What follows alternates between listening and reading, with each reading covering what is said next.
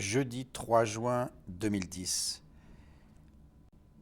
Monsieur Rabier, comment expliquez-vous cette indifférence des jeunes à l'égard de l'Europe aujourd'hui?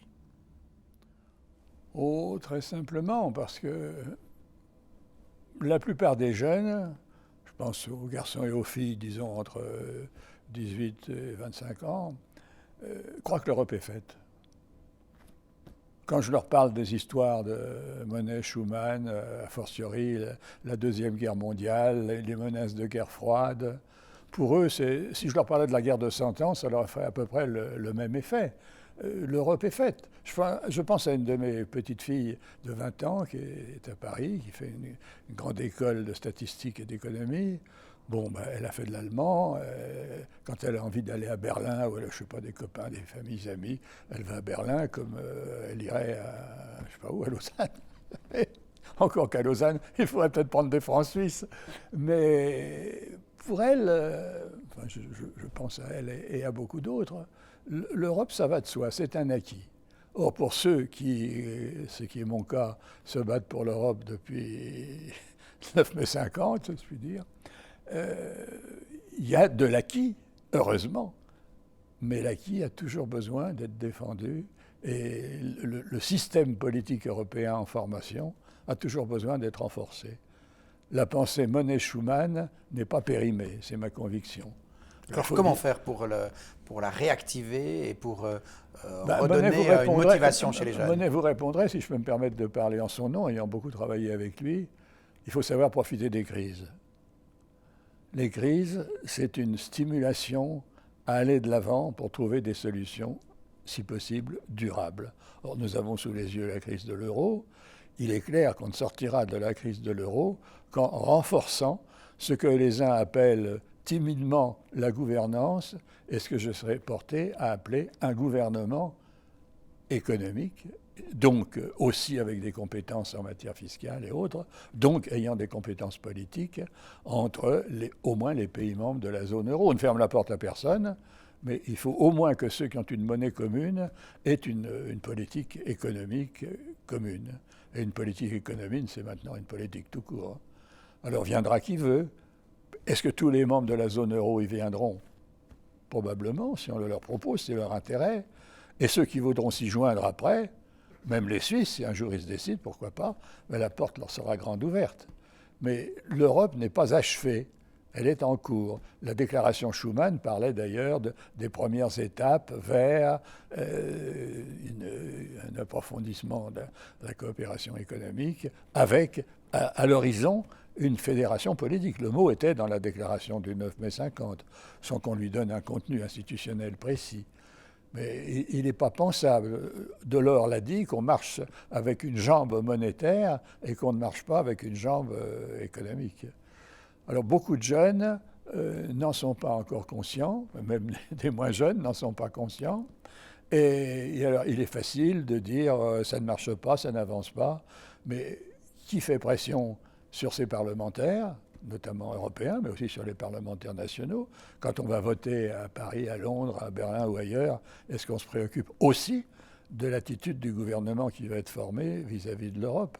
Ou est-ce qu'on se contente de dire, bon, ben, l'Europe, oui, ça va, il y a déjà le Conseil de l'Europe, etc.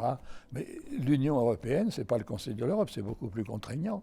Et la zone euro, c'est encore plus contraignant que l'Union européenne tout court. Il y a des engagements communs. On a des euros dans la poche. Ben, on a intérêt à ce qu'ils ne disparaissent pas. Donc c'est ça, la jeunesse, oui, une certaine indifférence. Bon, quand on est jeune, on est indifférent à beaucoup de choses, notamment en matière politique. Mais prenons l'exemple d'Erasmus, qui est vraiment un acquis européen. Erasmus qui permet à des jeunes en cours d'études ou en fin d'études d'aller compléter leur bagage intellectuel dans une université autre que celle de leur pays d'origine. Ça va de soi. Il y a eu un film il n'y a pas très longtemps là-dessus, tourné en Espagne je crois, montrant les jeunes garçons et filles Erasmus allant faire des études, et même un peu plus que des études, dans un pays autre que le leur. Bon, Erasmus c'est acquis. Alors si c'est acquis, on n'y pense que si on utilise l'acquis.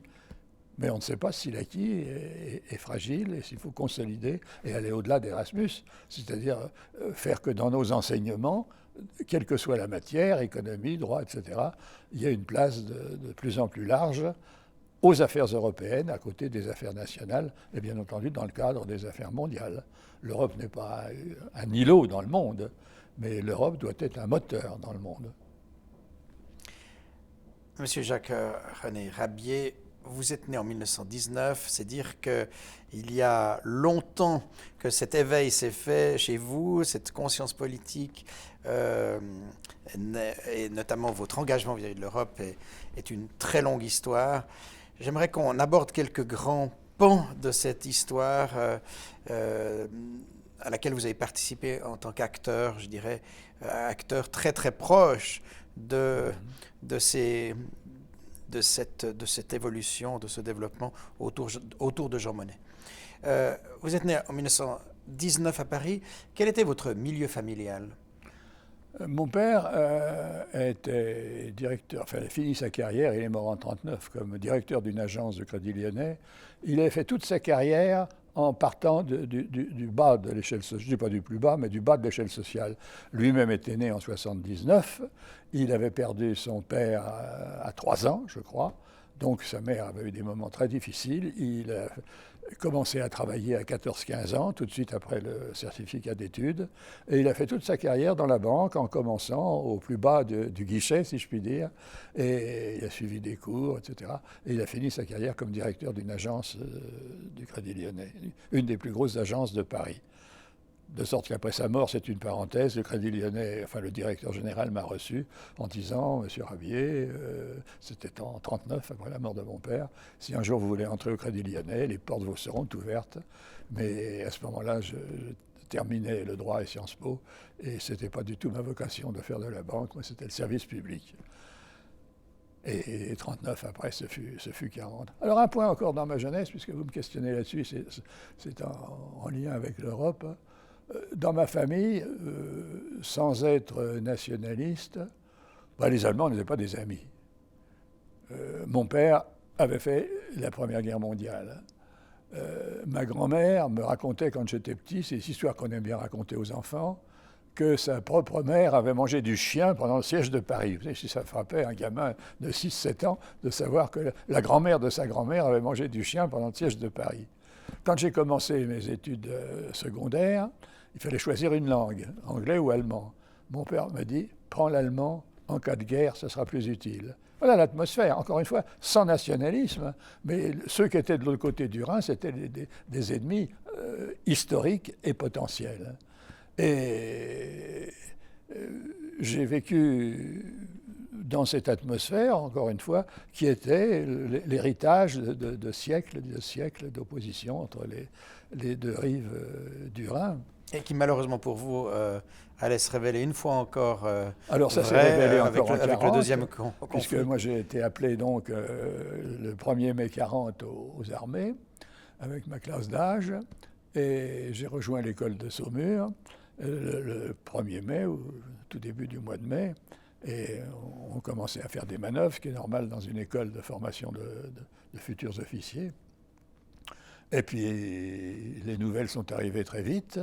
Et au début juin, on nous a dit qu'il faut se préparer à passer des manœuvres à la guerre. Et c'est comme ça que j'ai été amené à contribuer à la défense d'un petit bout de la Loire à la mi-juin de 1940, quand les Allemands sont arrivés entre Saumur et Tours. Et que là, j'ai fait un petit bout de guerre très, très, très court. Mais là, ce n'était plus le service en campagne. J'ai eu des camarades qui ont été tués à côté de moi, etc. Bon, alors, après l'armistice, etc., moi j'ai fini mon temps de service dans les chantiers de jeunesse, puisque j'étais encore soumis à l'obligation militaire. Et c'est seulement après la fin de la guerre que je suis rentré à Paris, pas juste avant la fin de la guerre, que je suis rentré à Paris et que j'ai pris un job au ministère des Affaires économiques, petit job de rédacteur, jusqu'au jour où je vois dans le monde que se crée un commissariat au plan, Je me suis présenté, j'ai posé ma candidature. On m'a dit si on a un poste pour vous, on vous appellera. Quelques semaines après, on m'a appelé. Je suis entré comme chargé de mission. Tout le monde était chargé de mission, sauf Jean Monnet, le commissaire général au plan.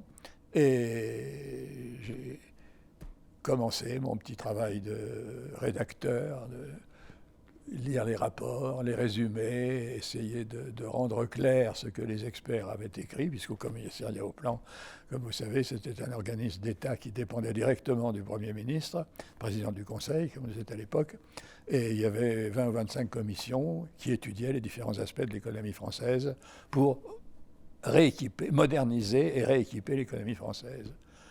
Alors, j'ai travaillé donc comme ça pendant quelques mois, puis un jour, à la fin de 1946, Jean Monnet, que j'avais à peine entrevu, parce que c'était le grand patron, et moi j'étais un modeste rédacteur, Jean Monnet me fait appeler un soir, fin 1946, en me disant à peu près ceci, mon directeur de cabinet va se présenter aux élections, c'était un nommé Félix Gaillard, qui a fait ensuite une carrière.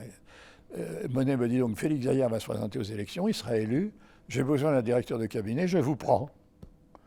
Alors j'étais un peu surpris. La seule chose intelligente, ou en tout cas intelligible, que j'ai pu proférer, c'est « Croyez-vous que je ferai l'affaire ?»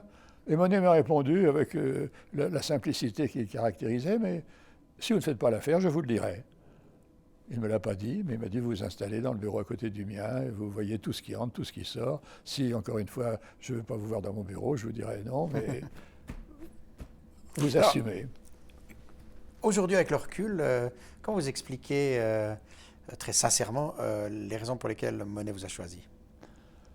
Oui, il n'y avait pas de piston. J'ai essayé de reconstituer. Monnet était un homme très simple, ça peut surprendre de dire ça. Et sa qualité principale, c'était de savoir faire confiance. J'ai appris par la suite qu'il avait beaucoup apprécié une page d'un rapport sur le plan, Monnet, qui synthétisait toute l'affaire. Il avait trouvé cette page non seulement bien écrite dans le style, mais significative. Qui synthétisait quoi, la CK? Non, c'était bien avant la CK. La CK, c'est 50. Moi, je vous parle encore de 40. Ah, vous parlez 46. Du plan, à l'époque du plan encore. Ah, d'accord. 46, puisque mon travail avec Monnet a commencé en 46. Donc, il avait lu un rapport, et notamment une page dans ce rapport qui lui est paru très, très compréhensible. Par parenthèse, il avait dit avec une pointe d'humour, quand j'ai un discours à faire aux parlementaires, une chose importante, je fais lire mon texte à mon chauffeur et à ma femme.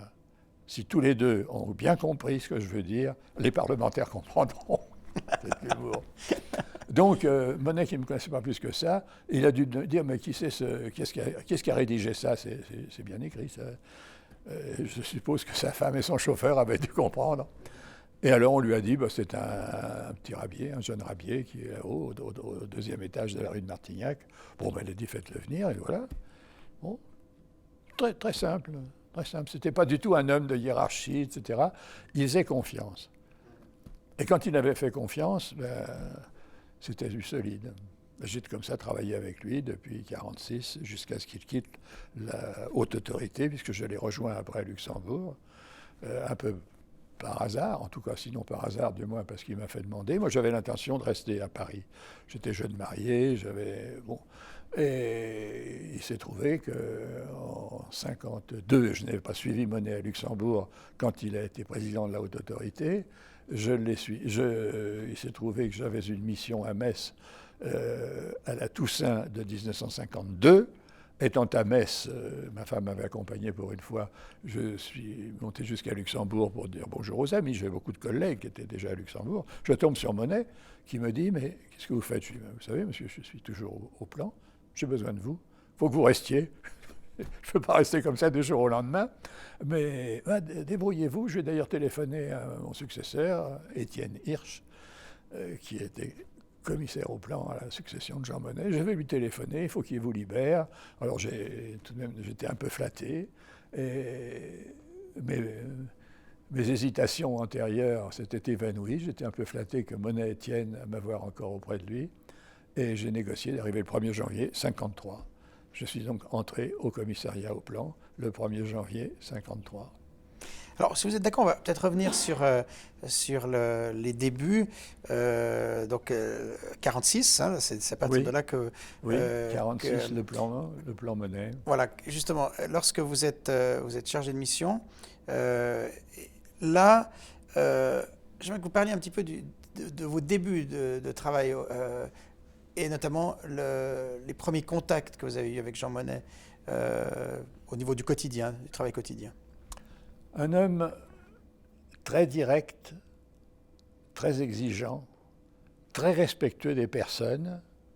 C'est pas du tout le patron brutal qui vous flanque les papiers au nez. Il paraît que ça arrive. J'en ai jamais rencontré, heureusement. Mais je sais pas ce que j'aurais fait.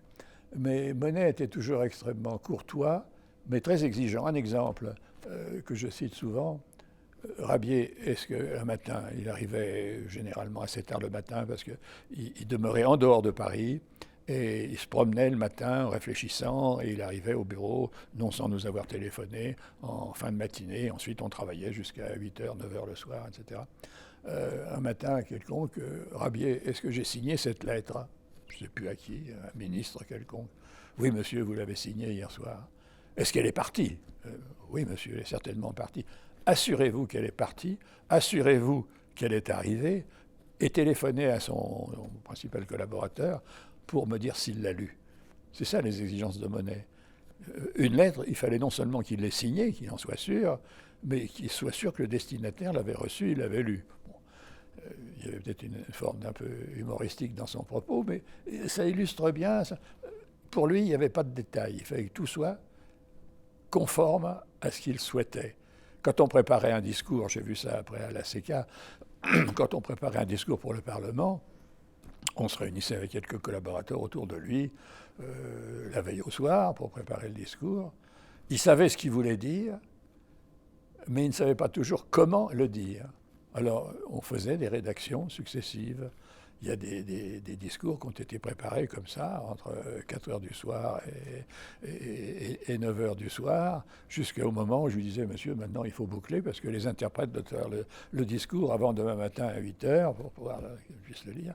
Donc un très grand souci du détail dans les objectifs qu'il s'était fixés. Et la conversation avec d'autres, de différentes origines, de différents âges, nous étions généralement 4 ou 5 autour de lui, j'étais le plus jeune. Chacun s'exprimait très librement et il savait faire dire à chacun non pas seulement ce qu'il voulait entendre, mais ce qu'il pouvait apporter de précision, de clarté à sa propre conception des choses. Donc un homme d'une très grande simplicité. Il n'avait pas du tout une formation d'intellectuel. Le seul livre dont je suis sûr qu'il l'a lu, parce qu'il nous en a beaucoup parlé, c'était Les Aventures de Kon-Tiki. Vous savez, c'est un roman qui, dans les années 48, 49, un roman, enfin une histoire de jeunes gens nordiques, des Norvégiens, je crois, qui étaient partis d'Amérique du Sud. Ils partaient d'Océanie pour aller en Amérique du Sud sur des radeaux. Donc une grande aventure, vraiment très, très bande dessinée, si je puis dire, mais vécue. Monnet avait été passionné pour ça, pour ces gens qui partaient comme ça, qui prenaient des risques, parce qu'ils savaient où ils allaient aller, où ils devaient aller. Ils savaient qu'ils y allaient avec des moyens très faibles, mais avec une volonté d'y arriver. Pour lui, c'était une image mobilisatrice, et il aimait à nous raconter ce genre d'histoire. C'était pas quelqu'un qui avait un grand bagage livresque, mais c'est quelqu'un qui avait une grande expérience du monde, des hommes, une grande expérience internationale. Et c'était passionnant de travailler avec lui, très exigeant. Il ne fallait pas compter être rentré le soir chez soi à 8 heures. Nos femmes, c'est pour ceux qui étaient mariés, devaient attendre qu'on leur passe un coup de téléphone en disant on a encore besoin Monnet a encore besoin de nous, on rentrera plus tard. Un vendredi soir, il nous dit on se revoit demain, c'était au plan. On se revoit demain. L'un d'entre nous, qui est mort maintenant, Paul Delouvrier, dit monsieur, demain je ne peux pas. Comment, Delouvrier, vous ne pouvez pas? Non, monsieur, je me marie, dit Delouvrier. Ah, ben alors venez lundi prochain. Il lui laissait le week-end. Enfin, je crois qu'il a négocié pour avoir une semaine. Donc, une très grande exigence, mais toujours un grand dans cette exigence un grand respect des personnes. Un jour, j'avais ma fille aînée malade, gravement malade. Nous étions en vacances à l'île de Ré. J'ai dit à Monet, j'ai dit au secrétariat de Monet, dites à Monet que je ne peux pas rentrer lundi, etc. Il m'a fait dire, si vous avez besoin, je vous envoie mon chauffeur et ma voiture, si vous voulez ramener votre fille à Paris. Donc, soucieux des personnes, mais en même temps très exigeant vis-à-vis des personnes. Je crois qu'on parle, si vous êtes d'accord, un petit peu du plan. Comment vous travaillez dans ces années-là, années 40, avec lui, et comment en fait se construisaient les idées, puisqu'on sait qu'il y avait déjà la pensée de Monet qui se dessinait peu à peu d'une réconciliation européenne, mais là, il y avait une construction nationale, une reconstruction nationale à faire. Hein. C'est ça. Alors, comment se passait concrètement le travail et le vôtre en particulier, bien sûr? Il y avait, si j'ai bonne mémoire, entre 20 ou 25 commissions de modernisation. L'idée de Monet, on la retrouvera après dans les relations européennes, l'idée de Monet, c'était de mettre en commun des gens qui ont, de par leur fonction, des intérêts communs, mais qui n'en sont pas conscients. Exemple, commission de modernisation de la sidérurgie, de l'agriculture, des charbonnages. Il y avait 20 ou 25 commissions de modernisation au plan. Dans chacune, il y avait des patrons, des syndicalistes, y compris la CGT à l'époque, des représentants des ministères intéressés et des experts indépendants. Fourastier, par exemple, était un expert indépendant pour les histoires de productivité. Donc, cette idée de mettre des gens qui, dans leurs usines, dans leurs bureaux, n'étaient pas toujours conscients qu'ils avaient des intérêts communs, les amenait à discuter ensemble jusqu'à ce qu'ils trouvent la zone de leurs intérêts communs. Alors, il y avait un secrétaire dans chacune de ces commissions de modernisation qui pondait un rapport, et ma tâche, c'était de relire ces rapports et de tirer la compatibilité entre les différents rapports des diverses commissions de modernisation. D'où le rapport général qui, après une mise en scène socio-économique, devenait le document qui a été soumis au gouvernement et puis au Parlement. Vous travailliez essentiellement sur la base des pièces, ou est-ce que vous étiez aussi vous-même participant à ces réunions, notamment les diverses réunions? Je n'assistais pas à ces réunions parce que je serais passé mon temps en réunion. Non, je recevais chacune de ces réunions, de ces commissions avait un rapporteur. Je recevais les projets de rapport, et si moi-même je ne comprenais pas bien tel ou tel point, je demandais au rapporteur des éclaircissements. Éventuellement, le problème revenait dans la commission pour que je sois sûr de que ce que j'avais compris était conforme à ce que la commission aurait souhaité voir Monet ultérieurement comprendre.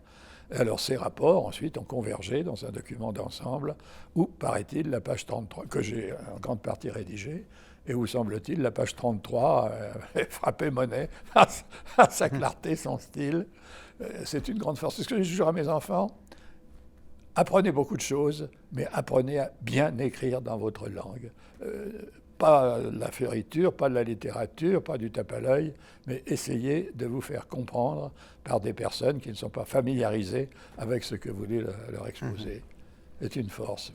Je dois encore beaucoup de reconnaissance à mon père. Avant d'être banquier, il avait appris à écrire.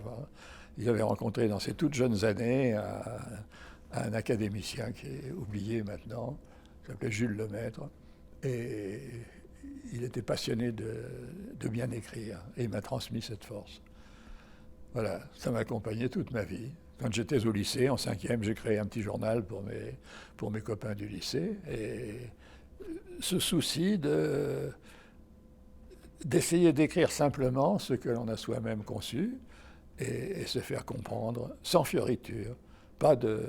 J'ai jamais fait de fioriture dans ce que j'ai écrit. J'ai essayé d'écrire simplement. Et c'est ce qui a sans doute frappé Jean Monnet, qui lui-même aimait les choses simples. Vous parlez de cet amour de l'écriture. Qu'est-ce qui vous a conduit à faire vos études plutôt que, par exemple, des études de lettres? Cette idée que le droit pouvait me mener à une carrière administrative, genre Conseil d'État ou quelque chose comme ça. Et non, les lettres, où ça m'aurait conduit à l'enseignement, je n'étais pas très porté vers l'enseignement, ou ça m'aurait porté vers la littérature. Alors, chacun sait que la littérature, ça ne nourrit pas son homme, ni sa femme, à moins d'avoir beaucoup de talent, beaucoup de pistons, un bon éditeur, etc. etc. Non, j'ai commencé le droit et Sciences Po en même temps. Je m'intéressais encore plus à Sciences Po, qui était l'école libre des sciences politiques à l'époque, qu'au droit, mais j'ai fait le droit et l'économie, droit, économie et Sciences Po en même temps, de 38 de 37 à fin 37, l'automne 37, jusqu'à 40, puisque j'étais mobilisé au mois de mai 40. Alors, et j'ai fait de l'économie aussi, droit et économie, et Sciences Po. Alors, un bagage extrêmement complet qui a dû être effectivement et très en économie, précieux. j'ai eu un prof qui m'a beaucoup marqué, je vais en dire un mot, il est mort depuis longtemps, il s'appelait François Pérou, parce qu'il était à la fois économiste et sociologue. Et j'ai beaucoup appris de lui que l'économie n'est pas seulement une science des chiffres, c'est aussi une science des hommes. Et l'économie sans la sociologie, c'est comme l'euro sans gouvernement, sa boîte. Alors, dans les années 40, lorsque vous travailliez aux côtés de Jean Monnet au plan, est-ce que les idées de Monnet par rapport à cette construction européenne, et c'est des choses dont il vous parlait et qu'il avait l'occasion déjà d'exprimer, ou est-ce qu'il y avait... Oui et non. Ma réponse sera prudente. Quand plus tard j'ai approfondi la carrière de Monnet, j'ai retrouvé une constante dans sa méthode, comme je vous l'ai dit tout à l'heure, mettre en présence des personnes qui ne sont pas conscientes d'avoir des intérêts communs. Exemple, je vais prendre trois exemples qui vont précéder le plan.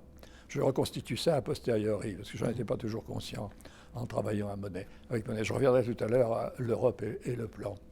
Mais Première Guerre mondiale, le jeune Monnet a une idée, il était à Cognac, il travaillait avec son père, il était vendre du cognac au Canada, aux États-Unis, etc.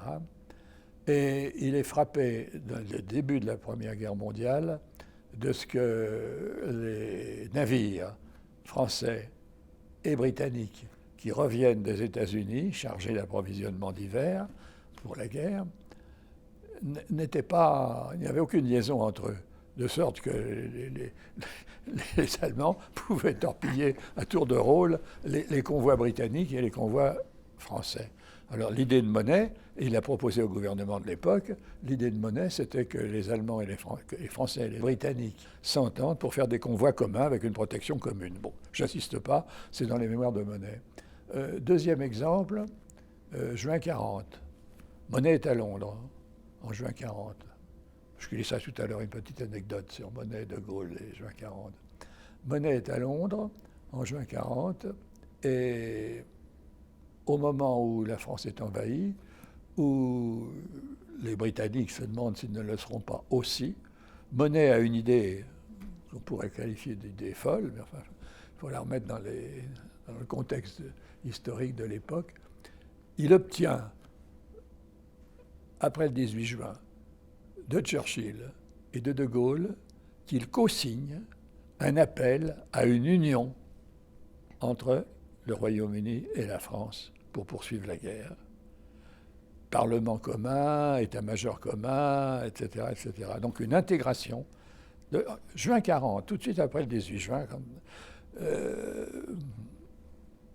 ça montre encore une fois le souci de Monnet dans une période de crise d'inventer des formules auxquelles personne n'a pensé. Ni les Français ni les Anglais pensaient, en dehors des relations normales d'état-major, à proclamer qu'il y aurait une unité binationale britannique et française. Bon, je saute un peu plus loin après. Monnet est à Alger, dans le gouvernement provisoire de la République française que préside De Gaulle. C'est en août 1943, très exactement. Je crois que c'est le 5 août 1943. Monnet signe un document. Quand on le relit maintenant, on trouve en filigrane ce qui deviendra plus tard la déclaration de Schuman-Monnet. Qu'est-ce qu'il dit ? je cite de mémoire, la guerre va se terminer, nous sommes en 1943. Stalingrad est tombé, etc., etc. Il y a eu des débarquements en Afrique du Nord. On sent que les Allemands sont cuits, si je puis dire. Ça peut durer encore un peu, mais l'issue n'est pas douteuse. C'est ce qu'écrit Monet à De Gaulle. La guerre va se terminer. Ne recommençons pas les erreurs de 1919. Je cite, n'ajoutons pas, comme nous l'avons fait en 19, avec tout ce qui s'en est suivi, y compris en Allemagne, n'ajoutons pas vis-à-vis des Allemands l'humiliation à la défaite. Faisons en sorte que dans une unité économique, dans une entité économique, Allemands, Français, soient traités à égalité sous des institutions communes. Enfin, je résume sans déformer. C'est l'idée qui sera reprise ultérieurement en 50. Alors là, je puis en témoigner puisque je n'étais pas à Alger, mais j'étais à Paris en 50. Monet a repris cette idée. Il faut se mettre dans la perspective des années 50. Guerre froide, qui risque de se réchauffer, guerre nucléaire éventuelle, l'Allemagne soumise à des contrôles, mais les Américains se préparant, enfin pensant en tout cas, à lever les contrôles sur l'Allemagne pour en faire un allié solide dans cette guerre froide. Monet était très inquiet de cette situation, très inquiet.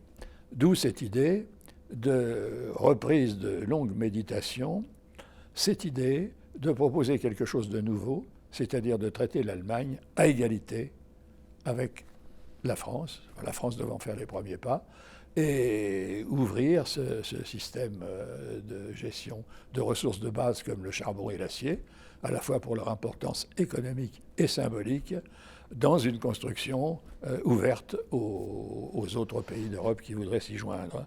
Alors là, moi j'aurais une question à vous poser sur les origines de cette pensée de l'alliance du charbon et de l'acier. Parce qu'il y a eu, on le sait, il y a eu d'ailleurs une thèse très tôt de Ribben, par exemple. Oui.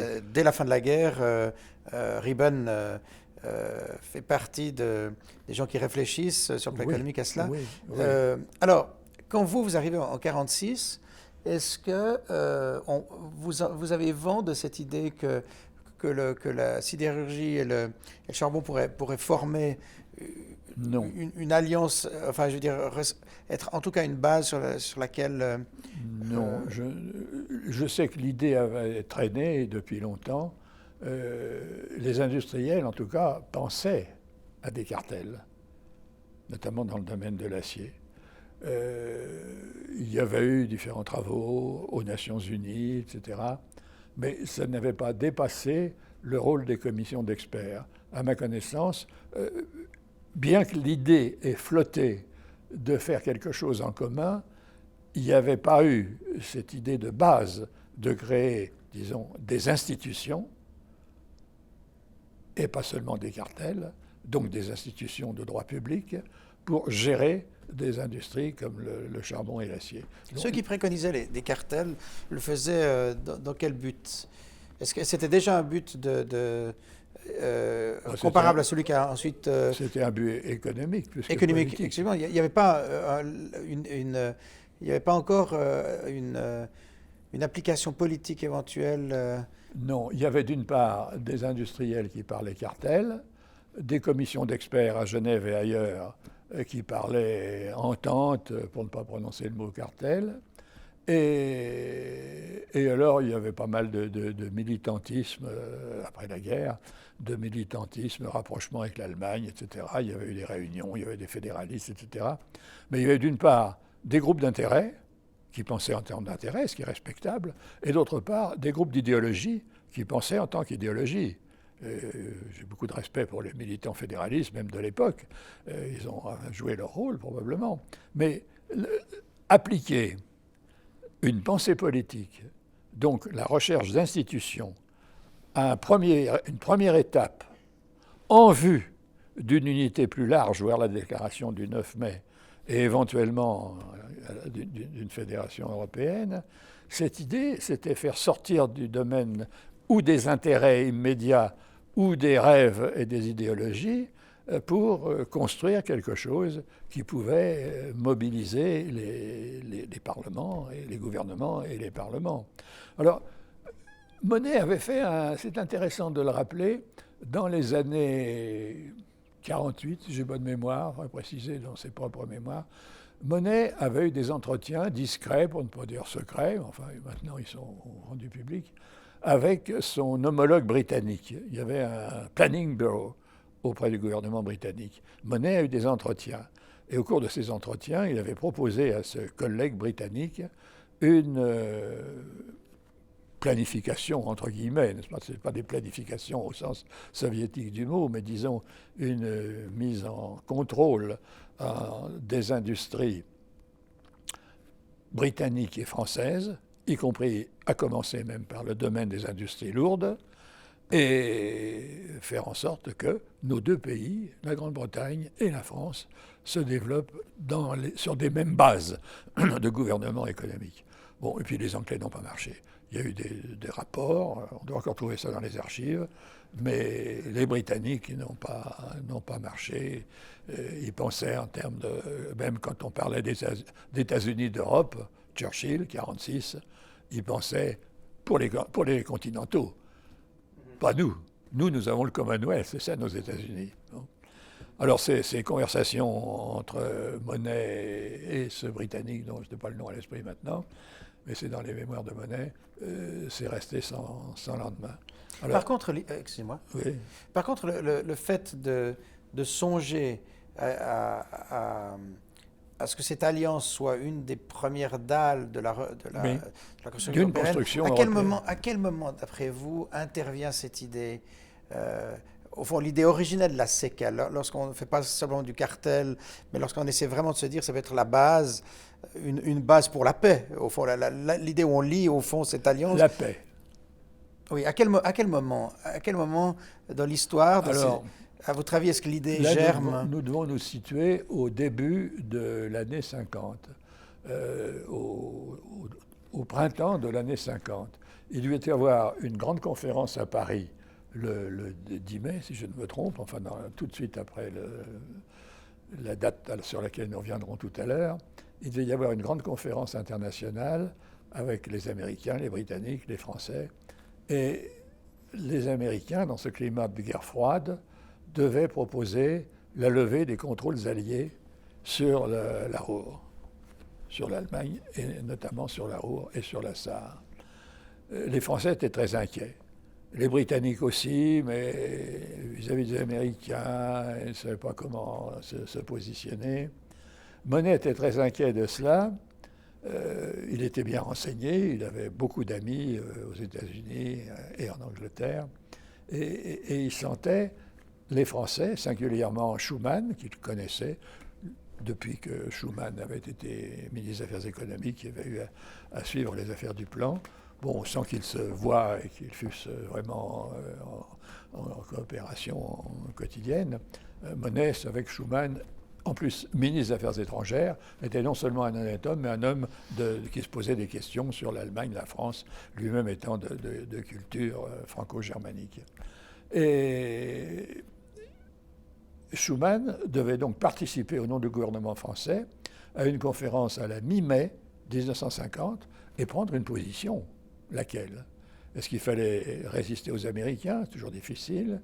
Est-ce qu'il fallait accepter que les contrôles sur l'Allemagne soient levés, avec tout ce que ça pouvait représenter en France d'émotions dans le monde politique, et pas seulement du côté des gaullistes et des communistes, mais dans l'ensemble du Parlement. Donc c'était pour Schuman une position extrêmement, et pour la France, une position très difficile à tenir. Alors c'est là où Monnet a eu cette idée de génie. Bousculons le jeu tel qu'il s'annonce, apportons que la France apporte une solution originale d'associer l'Allemagne, il reprend sa vieille idée, voire 1943, associer l'Allemagne à une construction où, maintenant qu'elle est dénazifiée, ou très largement, elle ne soit plus traitée comme un ancien ennemi, mais comme une associée à égalité avec la France et les pays qui voudront s'y joindre, avec un point d'application, le charbon et l'acier. Donc, plus de contrôle allié sur la Ruhr, mais la Ruhr, comme la Lorraine, comme la Sarre, deviennent un bien commun dans une communauté européenne. Alors Schuman a accepté. Et il savait que Monet travaillait sur ces questions depuis plusieurs semaines. Et alors, donc, mise en commun des ressources de charbon et d'acier, mais cette mise en commun, il fallait des institutions. Alors, dans les discussions de la fin avril et du mois de mai, est intervenu un juriste, qui s'appelait Paul Reuter, il est mort maintenant, qui était professeur à Aix-en-Provence, que j'avais eu l'occasion de connaître et que j'ai fait connaître à Monet, et il a apporté beaucoup dans la construction institutionnelle de ce qui est devenu le plan Schuman. Donc un contenu économique, socio-économique, un habillage, plus qu'un habillage, enfin une armature juridique et institutionnelle, avec donc cette autorité indépendante des gouvernements, un conseil de ministres représentant les gouvernements, et ce qu'on n'appelait pas encore un parlement, mais une assemblée formée de parlementaires dont le traité a dit qu'il serait ultérieurement élu au suffrage universel, ce qui est le cas maintenant. Alors tout ça, il y a eu des apports divers, mais le charbon et l'acier étaient, je ne dirais pas un prétexte, un premier point d'application, et dans un ensemble où les Allemands et les Français seraient traités à égalité, un ensemble institutionnel avec des personnalités responsables, mais indépendantes des gouvernements et des pays qui les avaient désignés. Moi, j'aimerais qu'on revienne sur l'origine, avant cette mise en commun, enfin, de 1950, où les pays discutent et où Monet fait cette proposition. J'aimerais essayer de voir avec vous les origines de cette idée elle-même, d'aller vers une institution, etc. Est-ce que c'est une idée Monet, ou est-ce que, comme il semble aussi qu'elle était un peu dans l'air du temps, des économistes, on voit par exemple Ribben qui avait été convaincu, je crois, il me semble qu'il a été convaincu de cela avant d'avoir rencontré même Monet, donc, et même avant, tout de suite après la guerre, lorsque des gens comme lui font état de ce qui peut être fait, il me semble que l'idée de cette... oui, il y avait l'idée, il y a eu des thèses. Voilà, justement. Mais alors, est-ce que jusqu'où allait l'idée qui a été reprise par Monet et jusqu'où a été l'invention de Monet? Est-ce que vous arrivez à déterminer, au fond, si oui, Monet a repris une idée qui était déjà plus ou moins exprimée? Bah, évidemment, il y avait des travaux à la Société des Nations, aux Nations Unies. Quelqu'un d'ailleurs que Ribben a bien connu, s'appelait Philippe de Sellier, je crois, qui avait travaillé sur ces questions. Et Monet était au courant de cela. Mais ce qui manquait, c'est la volonté politique. Il fallait que quelqu'un prenne l'initiative. Il fallait sortir des conversations de Genève, en l'occurrence. Il fallait que quelqu'un prenne l'initiative, que ça ne soit pas seulement une initiative des patrons du charbon et de l'acier, mais qu'il y ait un appareil institutionnel et une finalité politique. Le charbon et l'acier était un commencement, c'est explicite. Mais je reviens juste, encore une fois, excusez-moi, sur cette question, pour essayer de pousser.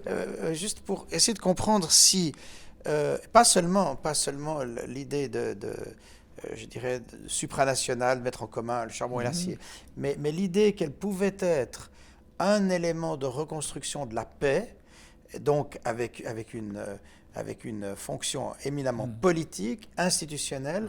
Ça, est-ce que cette idée est celle de Monet, ou est-ce que Monet l'a reprise d'autres? C'est ça que j'aimerais qu'on essaie de déterminer. Je vous répondrai que Monet se tenait au courant de beaucoup de choses, évidemment, mais vous trouvez la préfiguration de cette intention politique dans le mémorandum du 5 août 1943 d'Alger.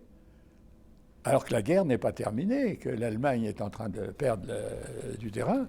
Là on parle de réconciliation, mais il n'y a pas encore, si je suis bien informé, en 1943, il n'y a pas encore du tout la mention du charbon et de l'acier comme...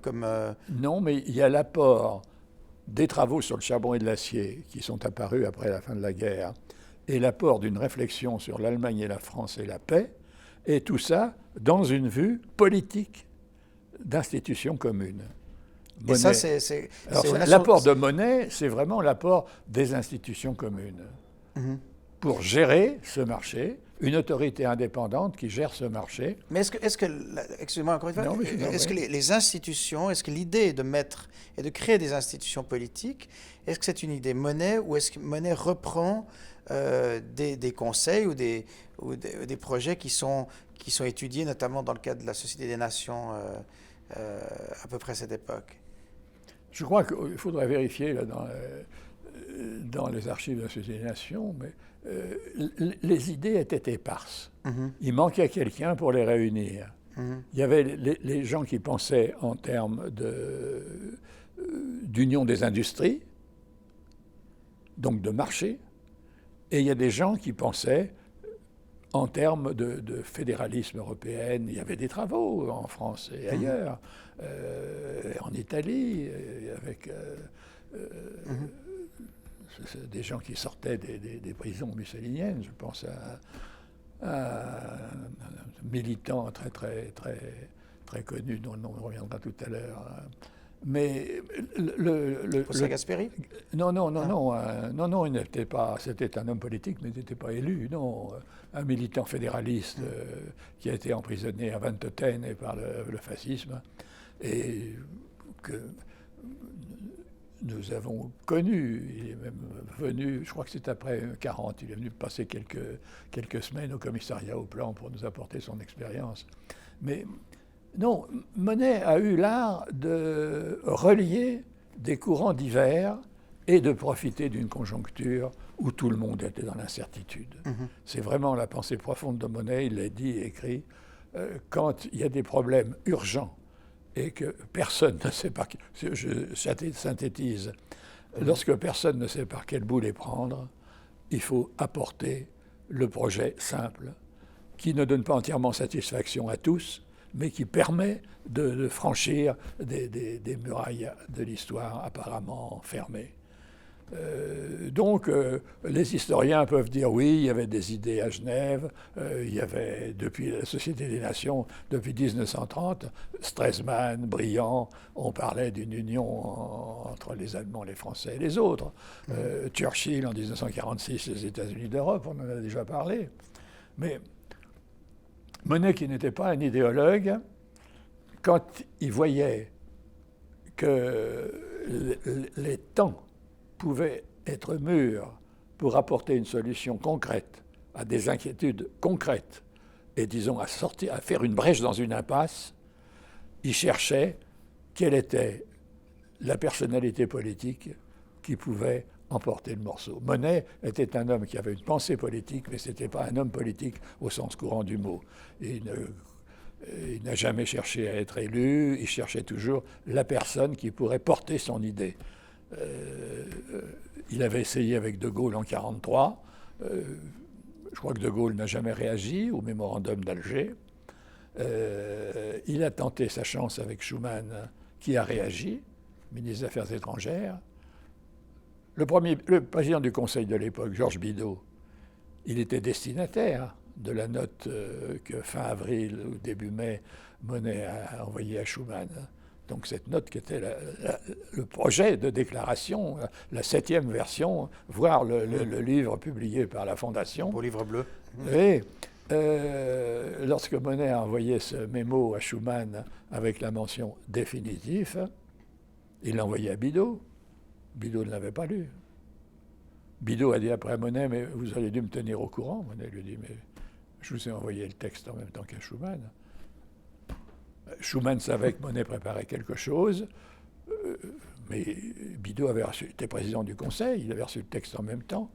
Et lorsque Schuman a abordé l'affaire en Conseil des ministres, Bidault n'a pas voulu s'opposer à son ministre des Affaires étrangères, qui était du même parti, mais après, il a reproché à Monet de ne pas l'avoir tenu au courant, alors qu'il n'avait qu'à ouvrir son tiroir, si je puis dire. Son cabinet fonctionnait mal. Vous-même, vous avez vécu ça toute cette élaboration du plan, vous étiez... Moi, pendant toute cette préparation du plan Monet-Schuman, J'étais dans le bureau d'à côté, si je puis dire, mais naturellement, avec mes collègues, nous voyions, je me tenais au courant. C'est comme ça que j'ai introduit Reuter le jour où Monet m'a dit « Est-ce que vous connaissez un juriste qui pourrait nous être utile pour donner une armature institutionnelle à ce projet ?» Et j'ai téléphoné, j'ai téléphoné à Reuter et je l'ai fait venir.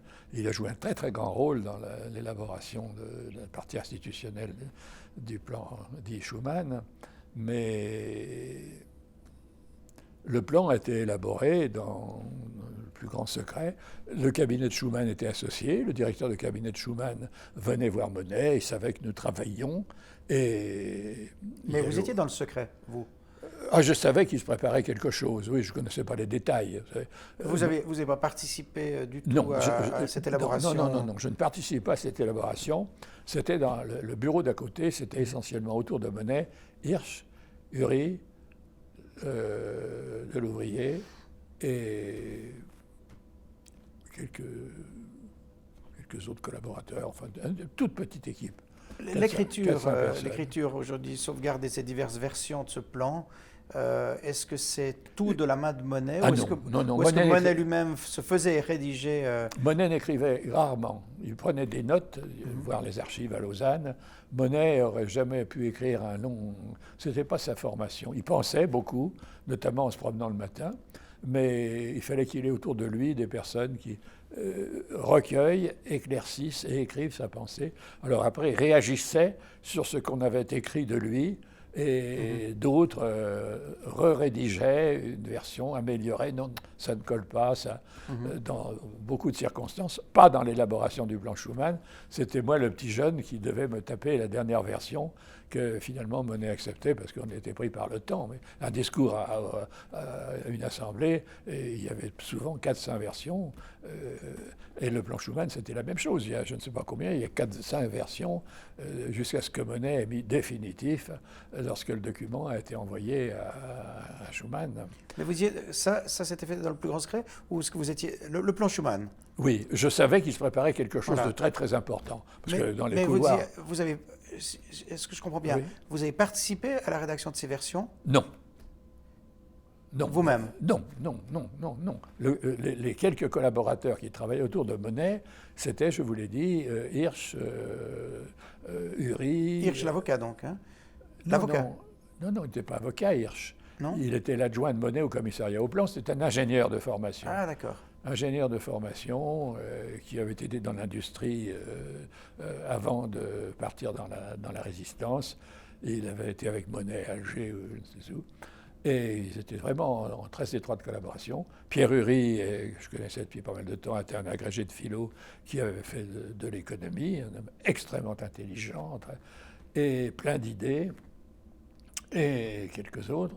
Non, moi je m'occupais des affaires du plan de modernisation et d'équipement. Mais ayant le cabinet de Monet, je savais que dans le bureau voisin se préparaient des choses importantes, pour ne pas dire explosives. Mais je ne participais pas directement à la rédaction de la déclaration Schuman. Pardon ? Je ne participais pas à la rédaction du plan Schuman. Mais la rédaction, je dirais, physique, c'est-à-dire taper à la machine... Oui, c'est Madame Miguès, qui est morte maintenant, à 100 ans, qui assistait à tout ça et prenait en sténo et tapait à la machine.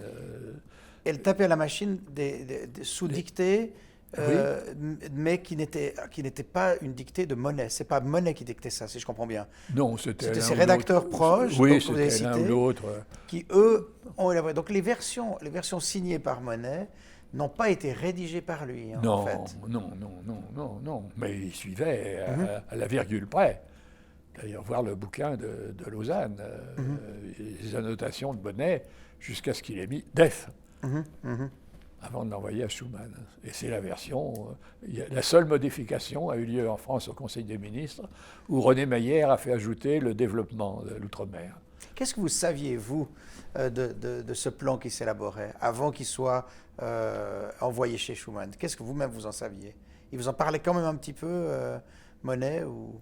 Non, je le savais parce que j'avais des relations d'amitié avec Hirsch, Uri et compagnie, mais je savais qu'il se préparait quelque chose d'important de révolutionnaire, comme on dit, entre guillemets, mais je n'entrais pas dans les détails. Monet avait non pas l'art de cloisonner les questions, mais chacun devait faire son travail. Moi, j'avais suffisamment de travail au commissariat au plan, avec la gestion du commissariat au plan proprement dit, avec tout ce que cela comportait de présence dans les commissions, etc. Et Monet était entièrement absorbé. Alors, je savais qu'il se préparait quelque chose, mais je n'ai pas suivi le détail des réactions. Mais pour vous donner un exemple, lorsque Monet cherchait un juriste de droit public, il m'en a parlé, et j'ai fait appel à Paul Reuter, qui est arrivé porter son concours. Et un concours qui a été extrêmement précieux dans l'armature institutionnelle de cette déclaration du 9 mai. Et c'est quand exactement que vous avez fait appel? Qui vous a demandé de faire appel à... Fin avril, vers le 18-20 avril, je crois. Mais... Est-ce que vous vous rappelez la réaction que vous avez eue, au fond, sentant quelque chose qui était très différent de la mission nationale, du plan, passant cette fois-ci à un projet supranational? Quelle a été votre réaction? Vous disiez tout à l'heure que les Allemands, ça a quand même été les ennemis de toujours. Est-ce que vous adhériez à cette idée de cette réconciliation à cette époque-là? Je ne connaissais pas les détails, mais j'avais une grande confiance dans Monet. Et je savais que la situation internationale était extrêmement tendue. Je lisais les journaux, bien sûr, le Monde en particulier, tous les soirs. Et je savais que les Américains avaient des idées sur lever les contrôles sur l'Allemagne et que les Français avaient des idées tout à fait contraires, mais ne savaient pas comment articuler leur résistance aux Américains. Et que les Anglais étaient plutôt proches des Américains, mais en même temps soucieux de ne pas relever l'Allemagne trop vite. À quel moment est-ce que vous-même, vous avez découvert le contenu du plan Monet-Schuman? Le 9 mai, à 16h, au Salon de l'Horloge. J'aimerais que vous racontiez ce moment. Racontez-nous ce moment.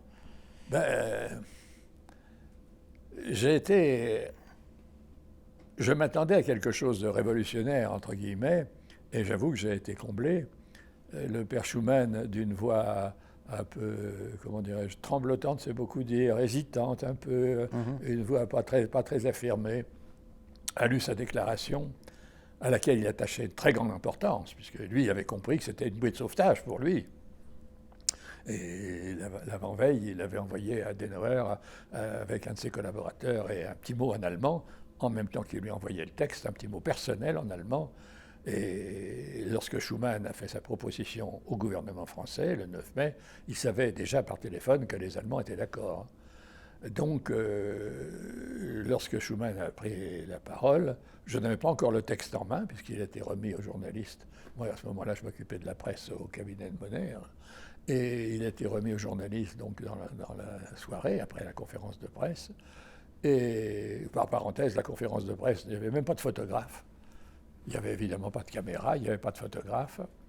Je crois même que le discours n'a pas été enregistré ce jour-là. On a fait enregistrer Schuman après. Ah, d'accord. Je crois. Ah oui, parce qu'on entend ce discours. Alors, j'apprends une chose qu'il faudra peut-être qu'on verse au dossier de l'histoire scientifique. La photo qui traîne partout, y compris à la Fondation, c'est pas la photo originale du 9 mai, puisqu'il n'y avait pas de photographe dans la salle. Le Quai d'Orsay avait oublié simplement de convoquer la presse était là. Mais on n'avait pas convoqué les photographes, on attachait moins d'importance à la chose filmée. Mais sa déclaration n'a pas été radiodiffusée à l'époque? Non, je ne crois pas. Non, il y a eu probablement quelques commentaires. Il faudrait revoir les archives de la radio de l'époque. Non, ce qui est intéressant, c'est la presse du lendemain. Alors là, je vous signale, je l'ai signalé à la Fondation, que le Parlement européen vient de rééditer 2 gros documents, le service de documentation du Parlement européen, 2 gros documents, épais comme ça chacun, avec les coupures de presse du 10 mai et des jours suivants. Par exemple, Franc-Tireur, ça me revient à l'esprit, avec en gras à la une, la bombe Schuman, la bombe entre guillemets, Schuman, perçue comme ça par un journal de gauche. Qui soutenait cette bombe? Oui. Monet avait quelques contacts avec un des directeurs de ce journal. plusieurs journalistes étaient informés qu'il allait Parce se que passer... Ronsac travaillait pas. Ronsac, c'est ça. Plusieurs journalistes étaient informés qu'il allait se passer quelque chose d'important. Mais aucun n'avait de papier. Monnet était l'homme qui savait garder un secret jusqu'au moment où il fallait, alors là, que les services d'information, en l'occurrence votre serviteur, se mettent à voir les journalistes, à expliquer, etc. etc. À la sortie racontez ce jour-là, puisque là, vous l'avez vécu. Oui. Grande surprise. À quel moment vous apprenez ça? Vous l'apprenez comment? Ben, j'ai bien vu la tête des journalistes. Non, mais vous-même, le contenu, vous l'apprenez comment? Le contenu de... Ben, j'ai entendu Schuman, comme tout le monde, et je me suis précipité comme les journalistes pour avoir le texte, que j'aurais pu trouver rue de Martignac le soir en rentrant. Donc vous étiez dans la salle? J'étais dans la salle. D'accord. J'étais dans la salle. Alors, j'aimerais... J'y étais vous souvenez encore un petit peu comment ça s'est passé? Le 9 mai dernier, j'étais encore dans la salle. Anecdote. J'étais dans la salle où on avait exposé un magnifique exemplaire du traité, l'exemplaire original du Quai d'Orsay. Le secrétaire d'État est descendu, apprenant qu'il y avait un dinosaure qui visitait l'exposition, il est descendu, etc. Et une dame m'a dit « Vous êtes Monsieur Schuman ?» J'ai dit « Non, non, il y a confusion sur la personne. » Non, non. Alors, donc, j'ai reçu la nouvelle de la bouche de Schuman. Je n'ai eu le texte que lorsqu'elle était distribuée à la presse à la fin de la conférence de presse, qui était remis aux journalistes. Et non, ce que je voulais vous dire, c'est qu'un journaliste s'approche de Schuman et lui dit « Alors, monsieur le ministre, c'est... » Quel était son propos? « C'est un saut dans l'inconnu ?» Schuman lui a répondu « Vous avez raison, c'est un saut dans l'inconnu. » C'était effectivement un saut dans l'inconnu. On ne savait pas comment allaient réagir les autres pays. Le Quai d'Orsay, les diplomates ouvraient des yeux comme ça, car ça a été fait sans que le Quai d'Orsay soit informé. Schuman et son cabinet étaient informés, naturellement. Clapier avait participé à certaines de ces réunions. Donc Monet était tout à fait loyal vis-à-vis du père Schuman, comme nous disions entre nous. Mais l'administration du Quai d'Orsay, avec une pointe de méchanceté montmartroise, je dirais que ça a peut-être été une des chances que le Quai d'Orsay ne puisse pas décortiquer l'affaire, trouver les arguments contre, etc., comment vont réagir les autres, les Britanniques, etc., etc. Non, c'était une surprise. Au Quai d'Orsay, dans la presse du lendemain et du surlendemain est extrêmement intéressante. Non seulement la presse française, de toutes origines, de toute opinion. Évidemment, les communistes étaient contre, les gaullistes étaient contre. La presse allemande était partagée, puisqu'à l'époque, le SPD était plutôt il était dans l'opposition. La presse proche du chancelier était favorable. Et les Italiens étaient largement pour. Et la presse anglaise était surprise. La presse américaine avait réagi avec aussi un étonnement plutôt favorable. Et voilà, dans les jours qui ont suivi, il y a eu les réponses de la Belgique, du Luxembourg, des Pays-Bas, de l'Italie. Voilà. Mais à 16h, c'est devant le Parlement qu'il... Non, c'est dans le salon de l'horloge du Quai d'Orsay. Ministère des Affaires étrangères, non. Le Conseil des ministres avait examiné le matin. Jean Schuman avait l'accord de son gouvernement, mais le Parlement a été saisi ultérieurement. Il y a eu, je ne sais plus, dans le courant du mois de mai, des déclarations. Mais la déclaration est une déclaration de presse qu'il fait à ce moment-là? C'est une déclaration au Monde. Pas au Monde, je ne parle pas au journal. C'est une déclaration publique devant la presse. Donc il y avait la presse internationale. Le 9 mai, après la conférence de presse, l'affaire était publique. Mais alors, c'est étonnant. C'est une déclaration. Donc en fait, il tient ce qu'on dirait aujourd'hui une conférence de presse. Oui. 16h, c'est vraiment le ministre qui fait sa conférence de presse. Conférence de presse. Et l'appareil des Affaires étrangères, sous l'autorité du ministre, informe le monde entier. Mais à commencer par les Européens. On peut imaginer à l'époque, effectivement, qu'on ait oublié les photographes, mais ce qui est étonnant, c'est que cette déclaration n'ait pas été enregistrée, ni même radiodiffusée. Vous savez, en 40, les moyens étaient beaucoup moins... On est en 50 quand même. Hein. En 50, veux-je dire, oui, mais... On n'y pensait pas, je ne sais pas. Ouais. C'est les affaires étrangères qui ont mené ça, c'est pas le cabinet de Monet. Non, je comprends bien. Les affaires étrangères avaient omis il y avait probablement quelqu'un de la RTF, de la radio, sinon de la télévision, j'en sais rien. Ce serait une question à poser à mes compatriotes de savoir qu'est-ce que faisaient mes collègues. Moi, je n'avais pas mission. C'est le Quai d'Orsay qui a mené la conférence de presse, la convocation de la presse. Combien de personnes, à peu près, vous estimez? Il y avait une soixantaine de personnes. Ce sont les seuls témoins de cette déclaration. Oui. Je ne sais pas s'il y a encore des survivants pour témoigner en dehors de votre serviteur. Oui, écoutez, c'est Il d'autant plus précieux et heureux que vous soyez là pour nous. y a peut-être encore quelques vieux journalistes qui étaient présents, j'en sais rien. Mais je vous pose ces questions parce qu'au fond, c'est peut-être... Est-ce la marque du fait que aux affaires étrangères, on n'y attachait pas une importance aussi grande? Est-ce qu'on avait mesuré à quel point c'était en tout cas une tentative révolutionnaire? Mais non, puisque le Quai d'Orsay, à part Schuman et son cabinet proche, le Quai d'Orsay, l'appareil du Quai d'Orsay n'était pas informé du détail de la chose. Le papier n'avait pas circulé.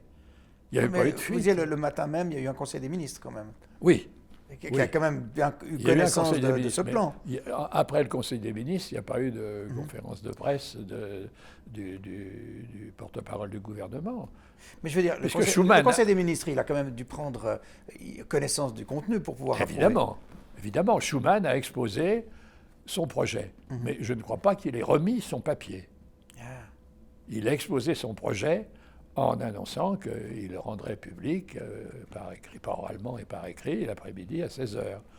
Bon, alors, les papiers du Conseil des ministres étant secrets, je ne peux pas vous dire ce qu'il y a dans le procès verbal. On sait simplement, c'est que le projet a été présenté. Schuman savait enrober ce qu'il présentait d'une éloquence des pays de l'Est. Il aurait pu être suisse. Il est né au Luxembourg, mais il aurait pu être suisse. Et donc il n'a pas fait de fleurs de rhétorique. Il n'a pas parlé comme aurait parlé un Italien ou un Français du Sud. Bon, au Conseil des ministres... Quand vous dites qu'il aurait pu être suisse, quel est le trait de caractère que vous voyez du Suisse à propos de ça? D'exposer quelque chose sans mettre d'effet oratoire autour. D'accord. Vous voyez, un Italien, il aurait brodé, etc. Schuman, autant que je peux en penser, sur le ton le plus terne de son registre, il a exposé un projet en expliquant que la France allait faire une proposition qui permettait de sortir de l'embarras dans lequel le gouvernement français se situait. Bon, Bidault présidait. Donc, le Premier ministre, il n'a pas contredit Schuman. Je vous dis, après, il a dit à Monet, vous auriez dû me prévenir. Ben, on fait confiance à un ministre des Affaires étrangères, surtout que c'était 2 jours après qu'il devait parler aux Américains et aux Anglais, etc. Alors, je crois que les autres ministres n'ont pas réagi, etc. L'affaire est passée. Il y a eu 2 ministres qui ont pris la parole pour défendre le projet. C'est que Monet avait prévenu quelques jours avant, c'était Pleven, un ami de Monet, et René Meyer, un ami de Monet, qui a d'ailleurs succédé à Monet à la haute autorité en 1955.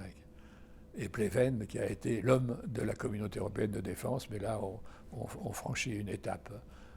Parce que la deuxième étape, qui a été un échec, c'est la Communauté européenne de défense, à laquelle Monet attachait beaucoup d'importance, puisqu'il y avait eu la guerre de Corée, etc.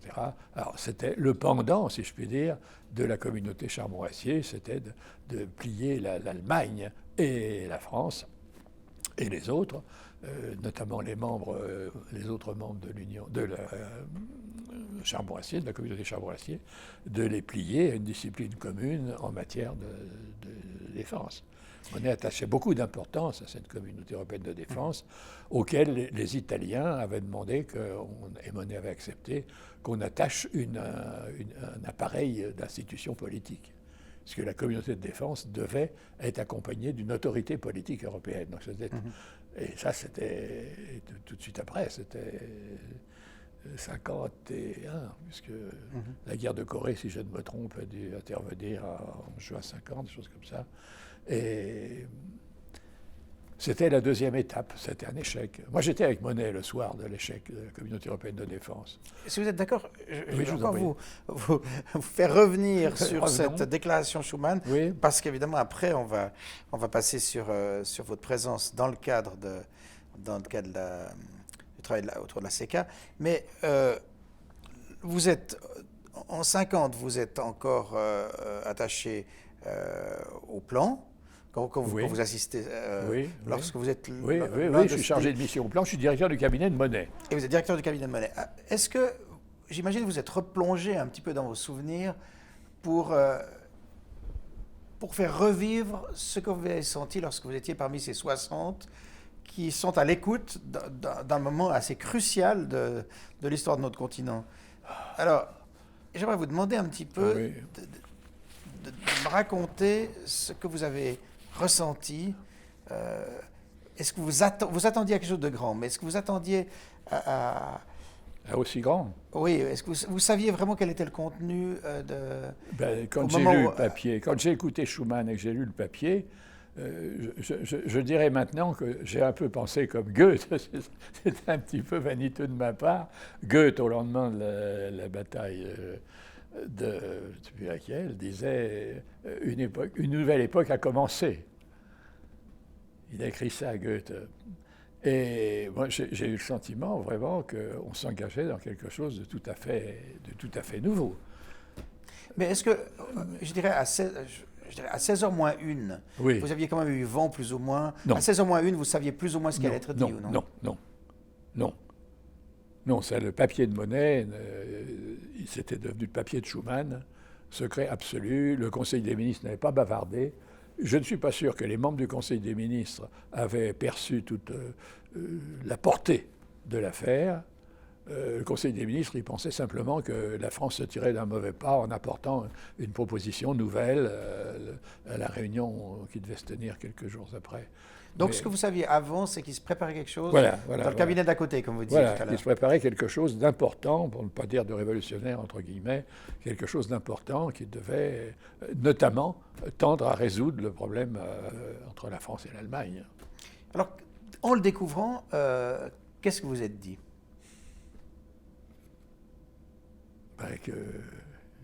Ils ont du culot. C'est vraiment un projet qui redistribue les cartes, enfin. Mais je me suis dit maintenant, il faut gagner la bataille de la presse.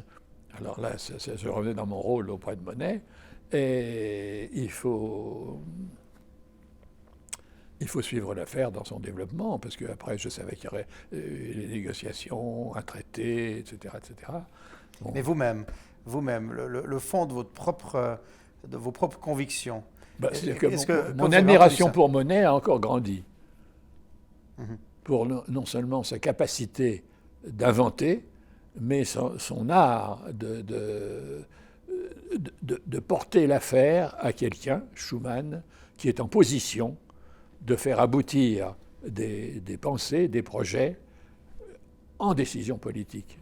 Vous vous êtes dit c'est culotté. Mais est-ce qu'en vous disant ça, vous y croyez à ce succès à l'instant même? Je ne sais pas si aujourd'hui vous avez encore un souvenir précis. Est-ce que sur le moment vous vous êtes dit audacieux, ils vont réussir, ou on va réussir, ou bien audacieux, mon Dieu, quel risque?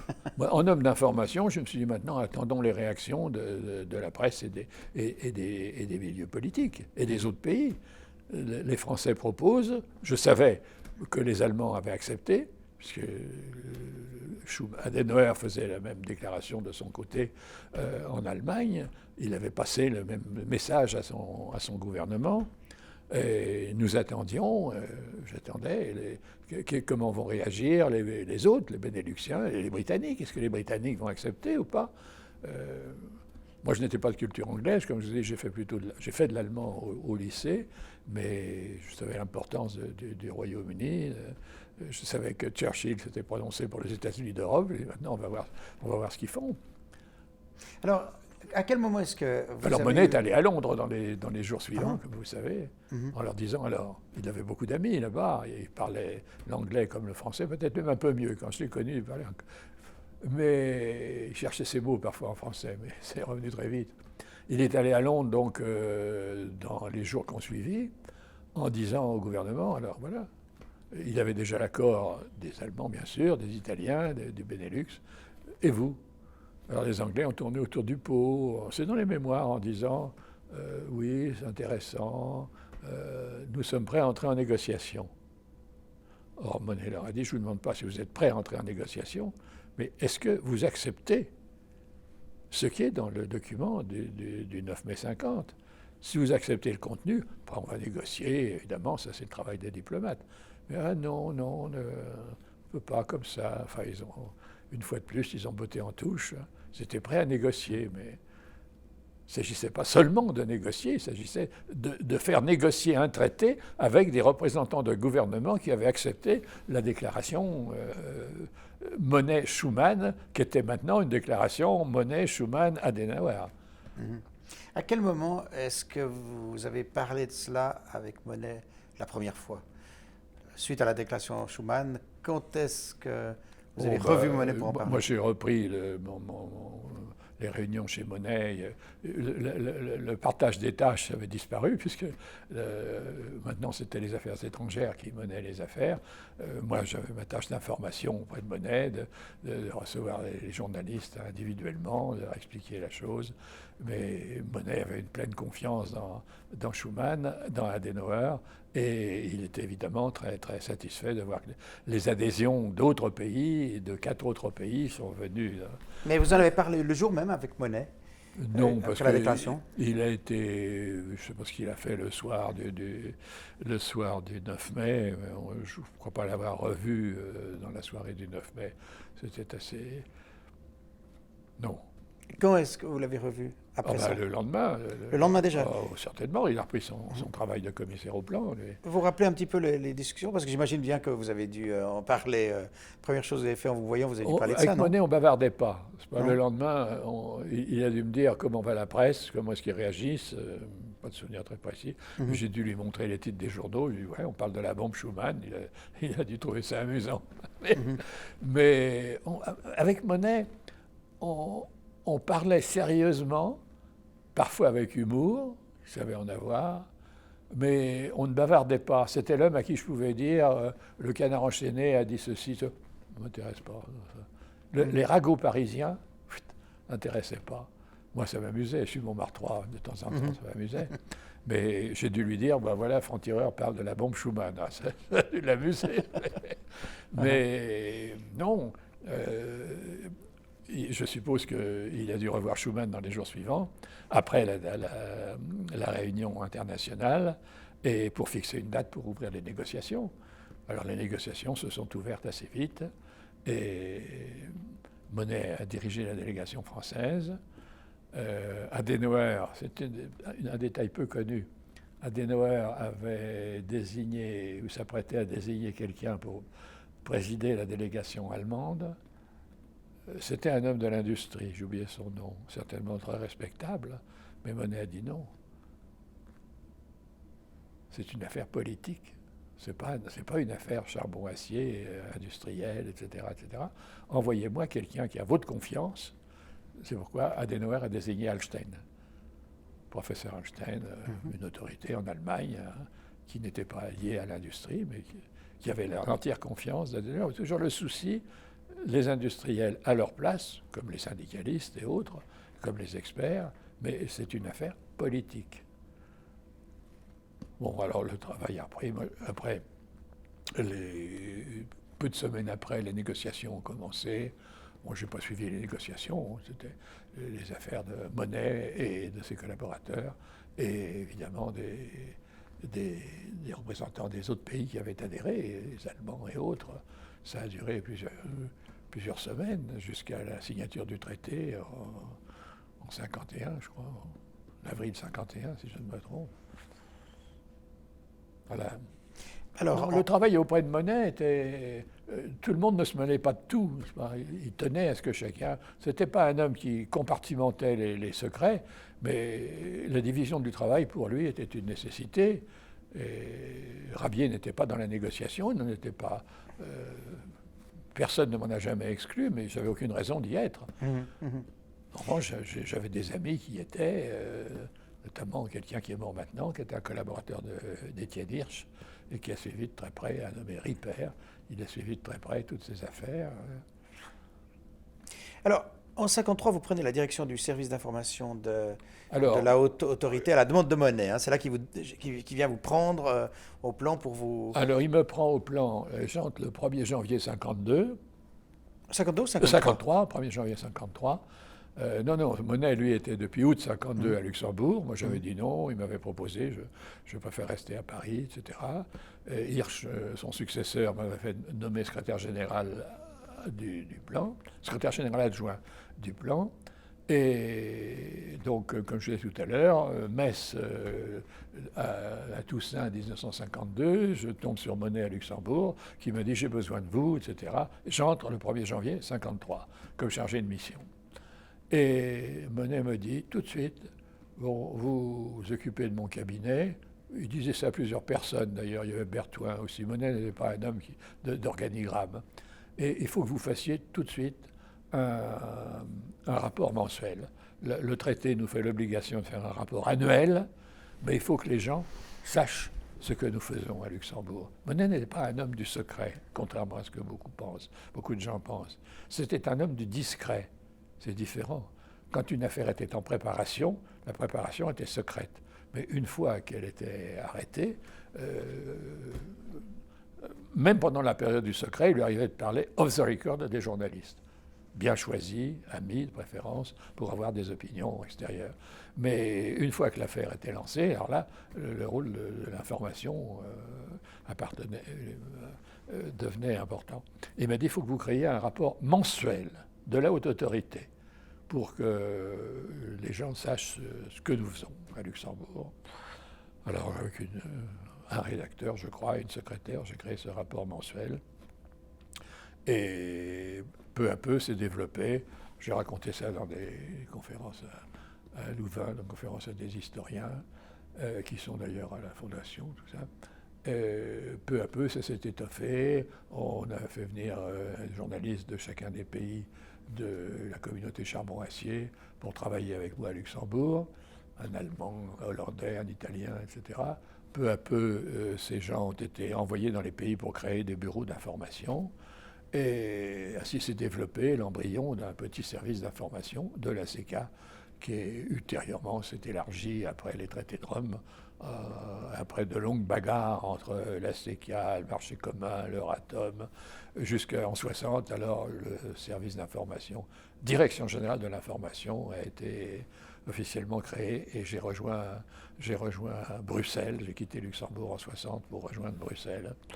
Mais pendant toute cette période, j'ai donc animé l'embryon d'un service d'information de la haute autorité de la CECA. Et petite anecdote qui rejoint les archives, qu'est-ce que j'ai trouvé il y a peu de temps dans les archives? Mon acte d'engagement à la CECA. En 1955, je reviendrai tout à l'heure en 1953, date de mon engagement, je n'avais jamais eu de papier, je ne m'en étais pas soucié. J'avais signé un engagement, j'en parlerai, je crois qu'il est dans les archives ici. Monet, en 1955, quitte la CECA, il n'était pas sûr que son mandat serait renouvelé, que les Français ne feraient pas une opposition, enfin, et puis il voulait créer quelque chose, il en avait assez de l'administration de la CECA, il voulait de la haute autorité, il voulait créer ce comité d'action pour les États-Unis d'Europe, voir les archives de Lausanne. Bon, donc en 1955, il dit au revoir à ses collaborateurs, un par un. Il dit, mais Rabier, comment est-ce que vous êtes classé, vous, administrativement? Je dis, monsieur, je suis chargé de mission depuis 1953. Comment? Vous n'avez pas de grade? Vous auriez dû me le dire, vous devriez être directeur de l'information. Alors, avec l'humour qui me caractérise parfois. Je dis, mais monsieur, vous avez suffisamment de soucis pour que j'en ajoute pas un à ceux que vous avez déjà. Ça l'a amusé. Bon, je passe. Et tout récemment, je retrouve, plutôt on me communique, mon acte d'engagement, qui était rédigé en 53, 1er janvier 53, M. Rabier est recruté comme chargé de mission. Ça, je savais, je n'avais pas de papier. Monet l'a signé en 55. Le papier est daté de 53. Il a barré 53 et il a mis 55. Évidemment, il ne pouvait pas signer en 55 un papier daté de 53. Tout ça, si je vous raconte ça, c'est pour vous dire comment lui, et si je puis dire moi-même, nous étions un peu détachés des affaires rigoureusement administratives. Moi, je savais que je travaillais avec Monet, ça me suffisait. Mon traitement de chargé de mission arrivait. Je ne courais pas après un grade quelconque. Si Monet voulait m'en donner un, je n'aurais pas refusé. Mais je n'ai jamais eu pour accoutumé de jamais demander à mes supérieurs un avantage quelconque de grade, etc. etc. Bon, si j'ai des mérites, j'ai suffisamment d'orgueil pour penser qu'on doit les reconnaître. Ce n'est pas à moi de les faire valoir. mais cette histoire du papier de 52 que je n'avais pas reçu, qui avait été établi par l'administration et qui a été signé par Monet en 55, en barrant 53 et en ajoutant 55, je crois qu'il est dans les archives ici. C'est assez amusant. Et là, alors, vous étiez directeur Alors, j'ai été... Comme titre, ça vous êtes directeur de la communication ou de la formation, plus ou moins rattaché au secrétaire, à Max Constam, qui était secrétaire, on ne disait pas général à l'époque, secrétaire de la haute autorité, mais j'avais une très large autonomie et j'ai créé donc ce service d'information avec une petite équipe à Luxembourg, des bureaux dans les capitales, d'abord à Paris, à Bonn, une antenne à Berlin, à Rome, etc. Et tout ça s'est étoffé peu à peu avec une petite équipe, donc à Luxembourg au siège, et des bureaux qui se créaient progressivement, y compris à Londres et même à Washington. Donc tout ça s'est développé. Et alors, au moment où sont apparues les nouvelles communautés, avec la signature des traités de Rome et la mise en commun donc de la communauté économique et d'Euratom, j'ai proposé qu'il y ait un service commun d'information. De même que le directeur du service juridique a proposé un service commun juridique, ça allait de soi. Les statisticiens aussi, ça allait de soi. Alors, les trois institutions, haute autorité, Hallstein au marché commun et Armand à l'époque, Euratom, se sont mis facilement d'accord pour un service commun juridique. Ça allait de soi. 3 traités, mais une seule cour de justice. Pour un service commun de statistique, ça allait évidemment de soi. Mais alors pour l'information, chacun voulait avoir son droit de regard, même son autonomie en matière d'information. La CK disait, mais moi, j'ai Rabier, je le mets à votre disposition. Plus la CK avait l'argent, il y avait des ressources CK. Et un service déjà étoffé à Luxembourg, qui pouvait venir à Bruxelles du jour au lendemain. Le marché commun disait, mais moi, c'est l'avenir. Le marché commun, c'est pas charbon et acier, c'est le passé, moi, c'est l'avenir. L'agriculture et tout ça, tout ça. Euratom disait, moi, on parle de nous, mieux ça vaut. Tout est secret. Alors, il y a eu une bagarre que j'ai racontée, c'est dans les archives aussi, demandez, hein, ici, dans une conférence à la Sapienza, à Rome, quelques années après, j'ai raconté la bagarre du service commun. C'est intéressant, parce que les rivalités entre les exécutifs étaient très, très fortes. Et c'est seulement, entre autres sous la pression du Parlement européen, qu'en mai 60, si je ne me trompe, l'accord a été fait pour la création d'un service commun de presse et d'information, chaque exécutif ayant son porte-parole pour dire sa vérité. Et moi, j'avais la gestion des bureaux, du budget, la radio, télévision, choses imprimées, actions dans les différents milieux, etc. Donc en 60, je m'installe à Luxembourg. Et j'ai donc créé... À Bruxelles, non? À Bruxelles. Et j'ai quitté Luxembourg pour Bruxelles en 60. Et j'ai créé donc ce qui est devenu la direction générale de la presse et de l'information. Ce qui a duré jusqu'en 73, où il fallait faire une place pour les nouveaux arrivants, les Irlandais, les Anglais, etc. Et on va terminer par là, si vous voulez, c'est une sortie. Ortoli me fait appeler, c'est le président de la commission des marchés communs, la communauté économique, Monsieur Rabier, cette nuit, c'est la nuit où on redistribue les postes des directeurs généraux. Cette nuit, il y a une bille qui a sauté. J'ai suffisamment d'esprit pour lui dire, Monsieur le Président, la bille, c'est moi, si je comprends bien. Je m'en doutais un petit peu. Il y avait que 2 directeurs généraux français, l'agriculture et l'information.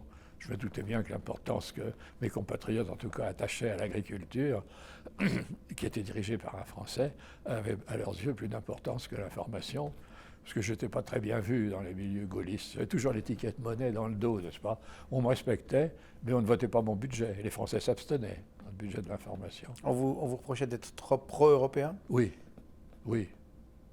Oui, et d'avoir une conception très dynamique de l'information.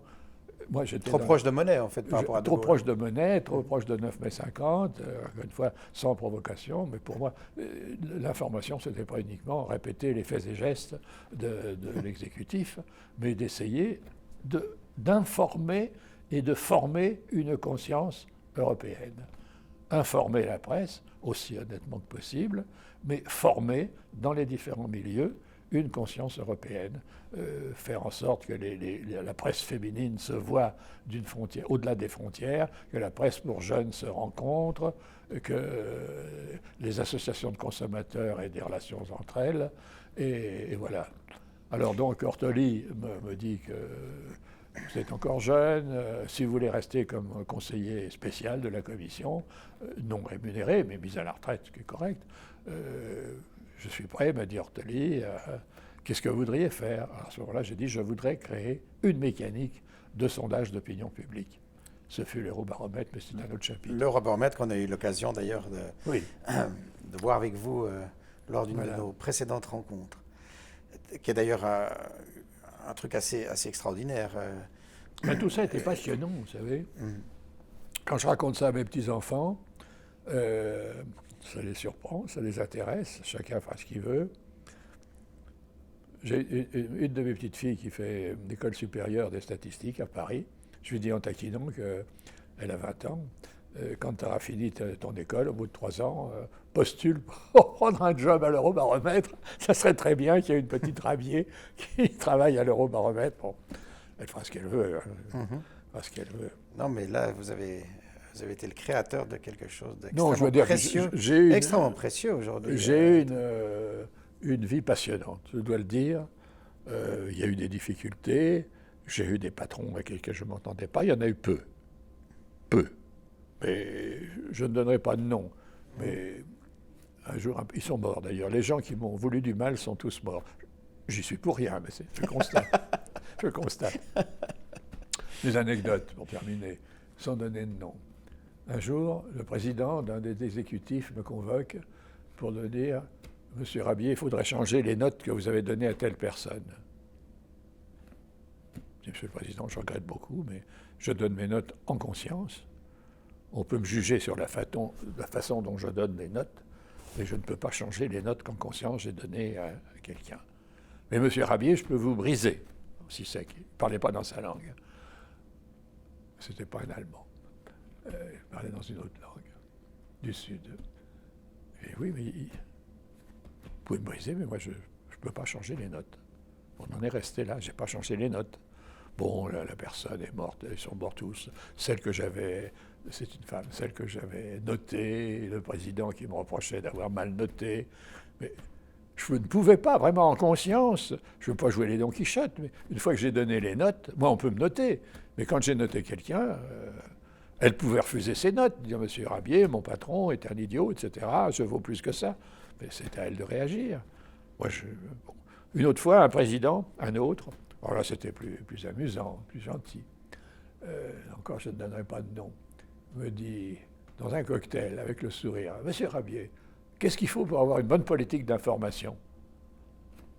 Réponse de Rabier, à la pointe de l'humour, « Il faut un bon président. »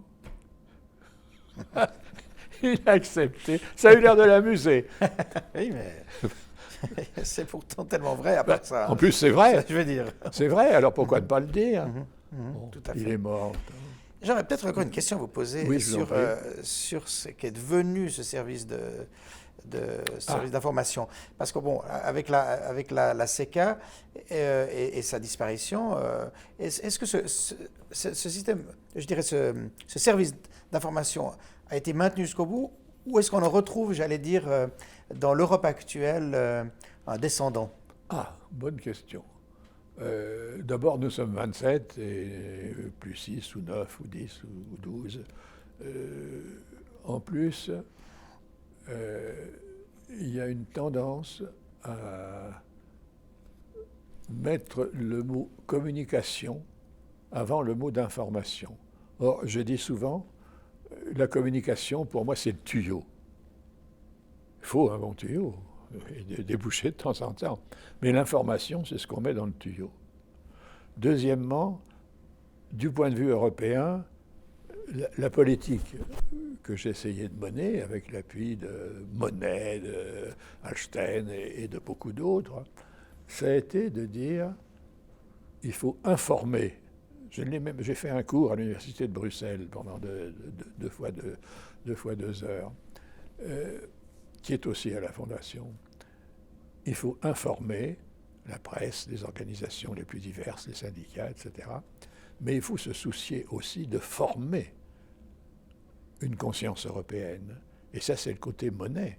L'information, ce n'est pas seulement de débiter des news, c'est aussi, sans propagande aucune, donc en toute clarté, ouvert à toute critique, celle de la presse, celle des milieux universitaires et autres, c'est communiquer au-delà des news, en même temps que les news, des valeurs, démocratie, droits de l'homme, respect des traités, etc., et des symboles, le drapeau, la devise, l'hymne, etc., former une conscience européenne, de même que se sont formés dans nos pays une conscience helvétique, une conscience française, allemande, etc.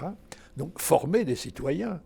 Les citoyens, et c'est d'autant plus vrai que maintenant ils votent pour le Parlement européen, depuis déjà longtemps, insuffisamment, parce qu'il y a beaucoup d'abstention. L'information est une partie de l'action que j'avais commencé à mener et qui malheureusement n'est pas poursuivie avec la même vigueur.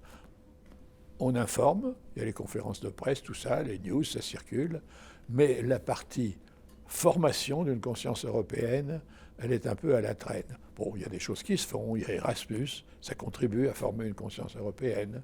Je ne suis pas sûr qu'il y ait une politique d'Erasmus, il y a une technique d'Erasmus. Mais par contre, il n'y a pas une institution d'information, après en parler, qui soit la descendante directe de ce que vous faisiez. Non. Et alors, pas abuser de votre patience, mais l'autre jour, et là je donnerai des noms, pourquoi pas, à mon âge avancé, Barroso m'invite à son cocktail pour la présentation de la nouvelle commission. Sa vice-présidente est Madame Reding, luxembourgeoise, ancienne journaliste. On se connaissait sans s'être jamais présentés l'un à l'autre. Et excusez-moi, est-ce qu'on peut juste peut-être, on doit changer juste la cassette. L'anecdote toute récente avec Barroso. Bon. Donc je vois Reding, vice-présidente, luxembourgeoise. Je la salue avec une pointe de démagogie. Je suis un luxembourgeois d'honneur, surflatter les luxembourgeois. Et j'ai une question, Madame la Présidente. J'ai regardé les fonctions qui vous sont attribuées dans la nouvelle commission et je ne vois pas l'information qu'on appelle maintenant communication. Vous avez beaucoup d'autres choses. Elle me dit oui, parce que ce n'est pas une politique, c'est un service. Je lui dis, Madame, de mon temps, c'était une politique. Là-dessus, après un ou 2 verres de champagne, je vais m'asseoir quelque part et Reding revient. Elle quitte le rang des officiels, elle revient. Voulez-vous expliquer un peu ce que vous m'avez dit tout à l'heure? Je lui ai dit, écoutez, madame, je vais vous envoyer, si vous le voulez bien, un cours que j'ai donné à l'université de Bruxelles il y a quelques années, il y a au moins 20 ans, et vous verrez comment j'ai expliqué que l'information, ça doit être une politique, information des publics sur ce que font les institutions, et formation d'une conscience européenne pour que l'information tombe sur un terrain préparé, sans propagande aucune, etc. Et je lui ai envoyé, et je lui ai confirmé par lettre, méthode Monet, quand je dis quelque chose à quelqu'un, je confirme par lettre. Je n'ai pas de réaction, je ne sais pas ce qu'elle en fera. Mais alors cette idée que, au fond, il suffit d'avoir de bonnes conférences de presse, des bureaux dans les capitales qui répondent aux questions, mais cette idée de susciter des actions spécifiques, milieu par milieu, pour que, je sais bien que maintenant, nous sommes 27, c'est un avantage, c'est aussi lourd, mais susciter milieu par milieu des rencontres entre des gens qui, méthode Monet, qui ont des intérêts communs et qui n'en sont pas toujours conscients. Donc préparer des réunions d'information, etc., etc. Bon, ça c'est de l'information, formation. Et là encore, M. Rabier, vous apportez votre contribution aujourd'hui encore. C'est ça qui est extraordinaire. J'essaye de parler à mes jeunes collègues, mais c'est très lourd. Ces institutions sont très lourdes, font bien leur travail. Et alors que la situation actuelle, et là je termine, la situation de crise est ce genre de situation qu'aurait excité Jean Monnet. Dans une situation de crise, il faut chercher des solutions, voir quels sont les intérêts communs. Alors Monnet aurait dit, je ne veux pas faire parler Monnet, ce serait irrespectueux et irresponsable, mais Monnet il aurait dit, ce que dit Delors, etc., vous avez l'euro, c'est probablement ce qu'il y a de plus solide dans, enfin, espérons-le, dans l'état actuel de l'Europe. Il faut encore consolider cet euro, lui donner, au-delà des pouvoirs proprement monétaires, des responsabilités dans le domaine économique et social. Donc, Monnet n'aurait pas parlé de gouvernance, bien que ce soit un mot anglo-saxon, mais il faut un gouvernement européen. C'est là-dessus que je conclurai. Il faut un gouvernement européen. Viendront ceux qui veulent, à commencer par la zone euro, et peut-être pas tous de la zone euro, aussi ceux qui voudront s'y joindre sans être encore actuellement dans la zone euro. Voilà. Nous attendons même les Suisses. Avec plaisir.